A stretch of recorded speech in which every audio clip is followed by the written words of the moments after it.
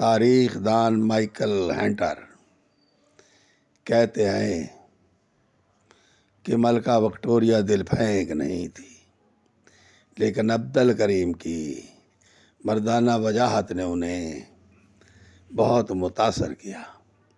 ملکہ کی دیوانہ وار محبت نے عبد القادر کے لیے مسائل بھی کھڑے کر دیے۔ نہ صرف ملکہ کے برطانوی بلکہ ہندوستانی ملازمین بھی اس سے حسد کرنے لگے۔ ملکہ نے 1998 میں عبد الکریم کو منشی حافظ عبد الکریم کا خطاب بھی دے دیا اور ساتھ ہی اہم ترین ذمہ داریاں سونپ کر اپنے محل میں عالی شان رہائش بھی فراہم کر دی۔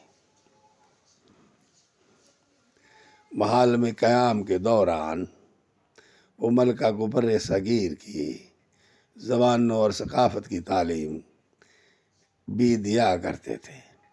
برطانوی شاہی محل میں آج بھی ایک عالی شان دربار روم موجود ہے جو ملکہ وکٹوریہ نے منشی عبد الکریم کے لیے تعمیر کروایا تھا، جبکہ منشی عبد الکریم کی تصویر بھی شاہی محل میں آویزاں ہے۔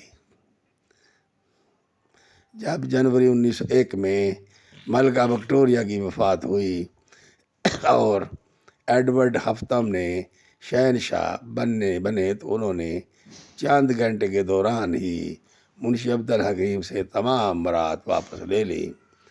نئے شہنشاہ نے مفتی منشی عبد الحکیم کریم کو اور وکٹوریہ کے درمیان ہونے والی تمام خط و کتابوں کو اکٹھا کیا اور اسے جلا ڈالا۔ منشی عبد الکریم کو فوری طور پر واپس ہندوستان بھیج دیا گیا، جہاں 8 سال بعد ان کی وفات ہو گئی۔